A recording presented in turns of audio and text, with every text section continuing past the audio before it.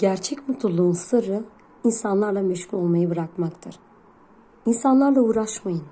İnsanlarla kafanızı meşgul etmeyin. Siz çok değerlisiniz. Kendinize odaklanın. Kitap okuyun, spor yapın, resim çizin.